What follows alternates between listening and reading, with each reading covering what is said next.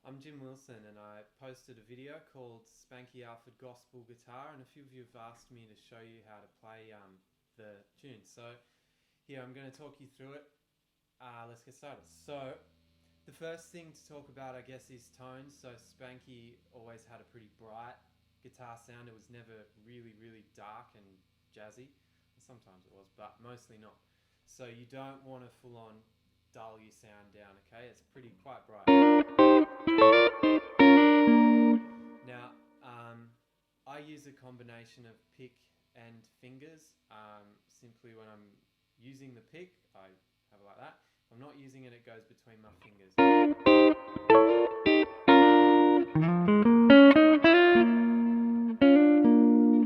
Now, you use that to basically get a variety of different sort of tone colours in your playing, I guess, and it helps you to emphasize certain phrases.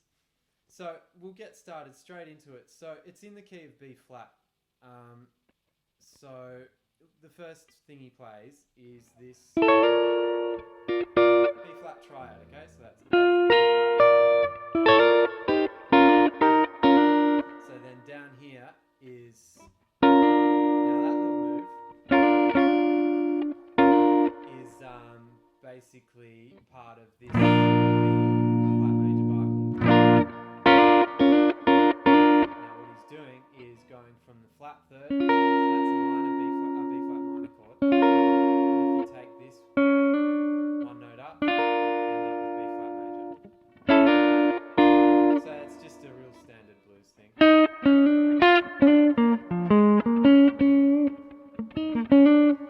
So the two are kind of interchangeable, I guess, in this kind of music, that flat third and minor third, you know, when they're used like that. So that there's a C minor triad. So we'll play that bit again. It's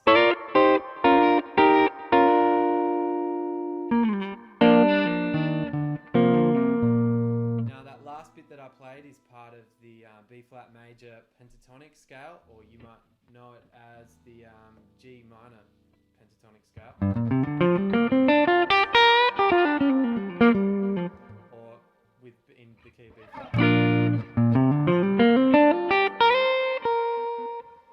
Okay, so that part of the riff is from there. So that kind of looks like an E flat triad to me.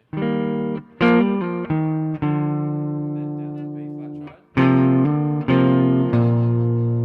So that's all the kind of Jimi Hendrixy kind of rhythm playing.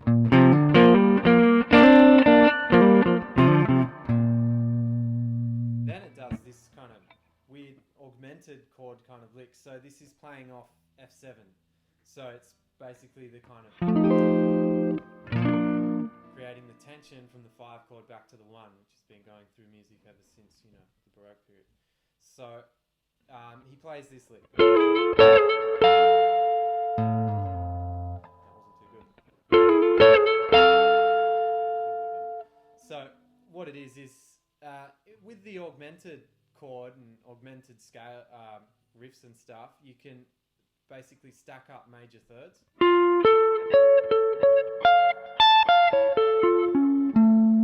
So that's what he's doing there. He's using these major third ideas. So that's the start of an F major triad. It's going down a semitone, and back up, and there's this next part of it. Then he just adds this note up here.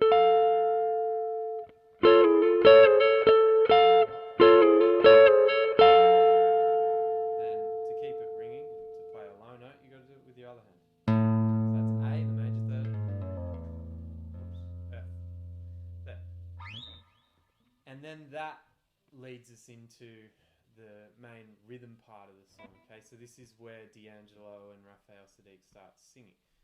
So it starts again on this B flat major triad. So here we go. Oh no, it doesn't. It starts down here on this B flat major triad. So that's B flat major, C minor, B flat major, second inversion.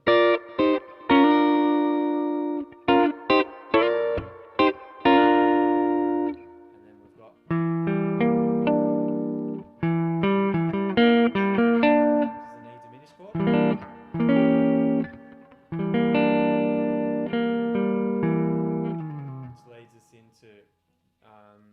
this F chord. And that is just pretty similar to what we did up here.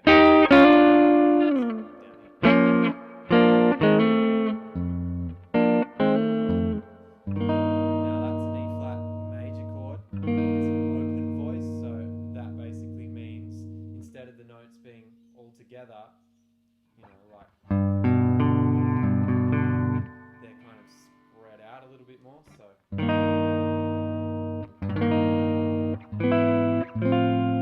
And that's just basically leading up in semitones, another classic blues and gospel kind of thing. So it goes to this F7 sharp 5 chord, which is just built up that augmented thing we're doing before. It's in the same place. So that's just tense, really. Then back down to B flat. Now this bit here, that's the top of your Jimi Hendrix chord, okay? E7 sharp 9. But he kind of staggers it, so it goes then the low E,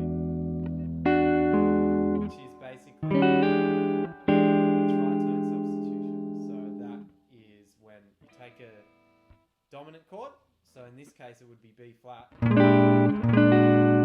alter it so it sounds tense to move up a fourth basically. So in this situation it's going from B flat to E flat. So what you do with the tritone substitution is take it up a tritone, just a dominant chord, same thing. So B flat, it's B flat 13. Now I'm going to play basically E instead of B flat.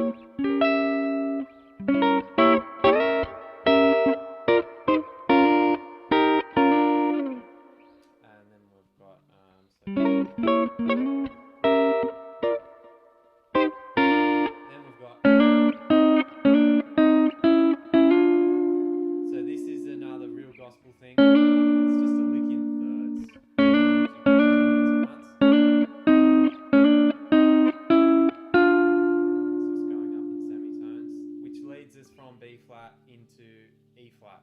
So there's a lot of movement between B flat and E flat. So that's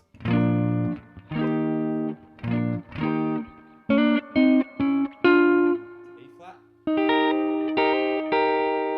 So this is that little bit there. That chord is an E flat major chord. It's built off this one.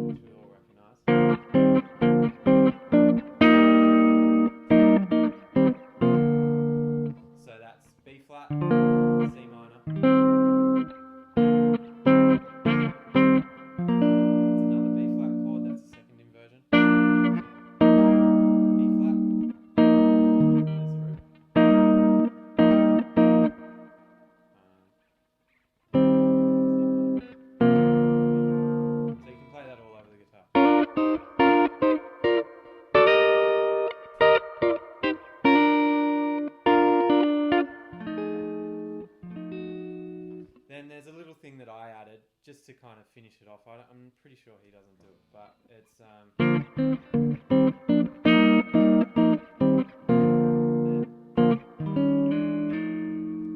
it's just a normal blues thing. E flat 7.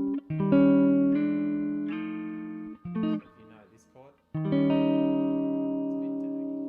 Works sometimes, but if you get rid of this top note, it's a nice jazz voicing. Which is F7, which can then lead us back to B flat. So you can use that whole thing as an intro to a blues or something.